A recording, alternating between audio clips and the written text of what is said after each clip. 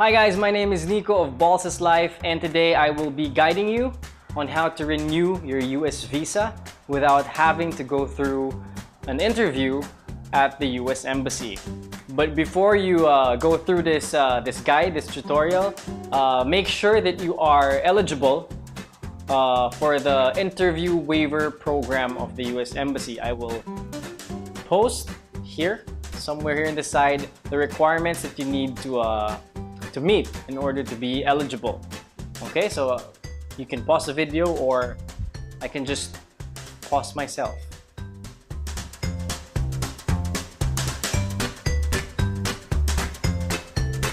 Okay, so I think that's enough time.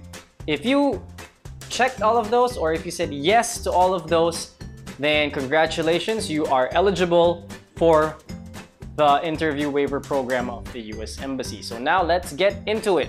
All right, first step, have your photo taken.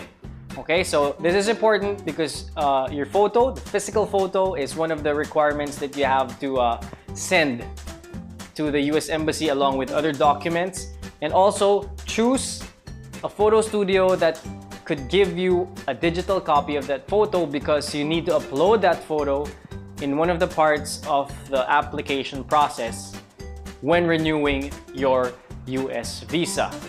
Alright, so make sure that you get a digital copy.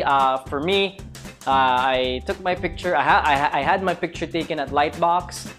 They just charge you an extra fee so that you can get your digital copy of the photo. So that's step number one, have your picture taken. Second step, pay the application fee.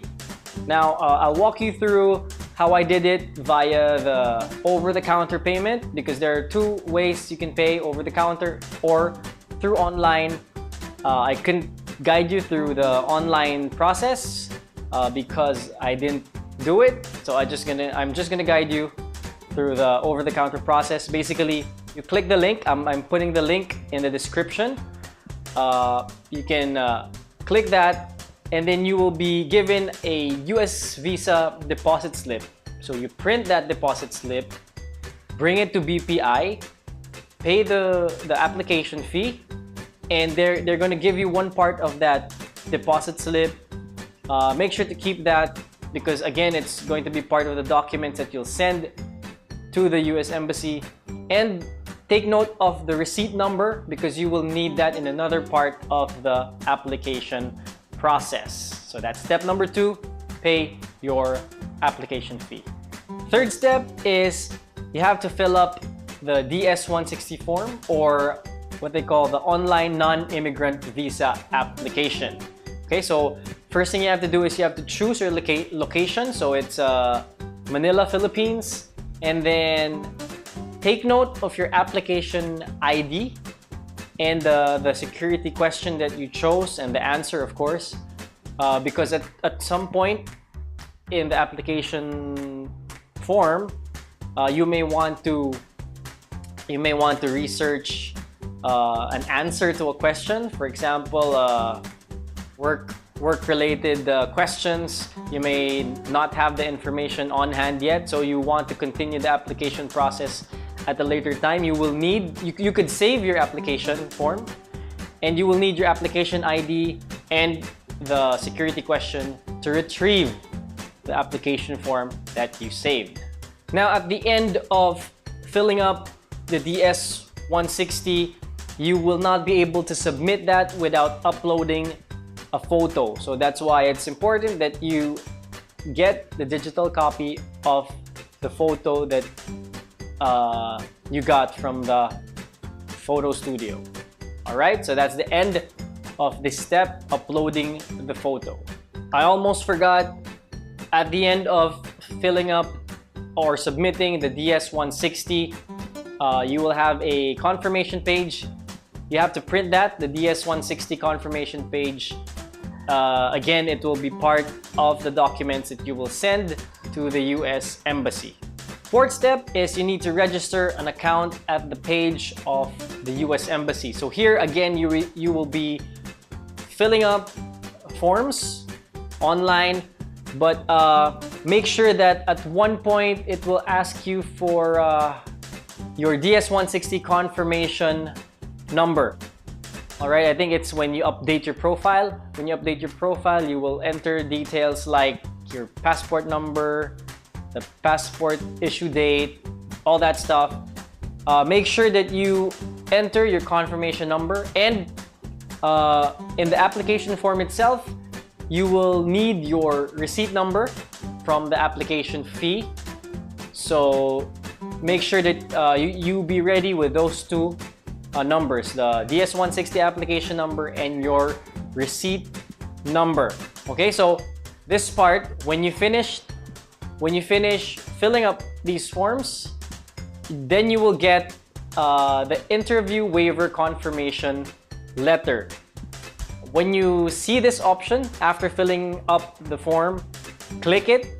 Click it and then print that page, because this will again be part of the documents that you will send the US Embassy.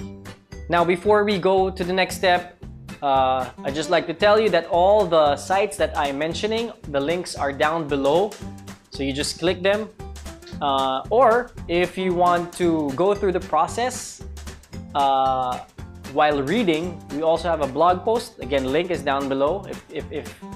If you're more comfortable at reading the steps instead of listening to me, we have a blog post also about this. Just click the link below.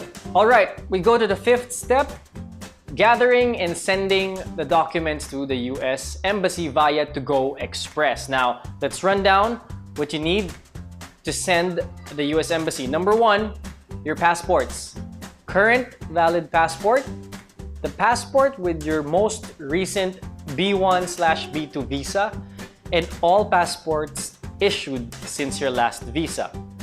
So in my case, I sent them 3 passports, the one with my previous visa, and the one with my the current valid visa, and the one in between. So I sent 3 passports. Make sure all passports between your current passport and the passport where your previous visa is located, all passports in between that you send to the US Embassy. Now, next is your interview waiver confirmation letter, your DS160 confirmation letter, 2 copies of your photo. Okay, it has to be a recent photo taken within the last 6 months, and your US visa deposit slip receipt, or if you did the online payment, proof of payment. I don't know what they give you after that process. Just make sure the proof of payment that you actually paid for the application fee, you have to include that in the documents that you will send to the US Embassy. Now, how do you send it? You go to To-Go Express outlets, and make sure that the one you go to accepts US Embassy sending the documents to the US Embassy, because some branches don't accept the documents for the US visa renewal. So that's the 5th and last step, because after that, after sending it, you just wait for your visa. In my case, after 4 days, I received my visa via To-Go also, and I'm not sure if that's standard, but I was surprised that I got it in just 4 days with my new visa. So if you have any questions, just comment down below or read our blog, because I may have skipped something that I've written there. So just see if your question was answered in my blog post. If not, just comment down below. I'll try to answer your question. And thank you for watching, and see you next time.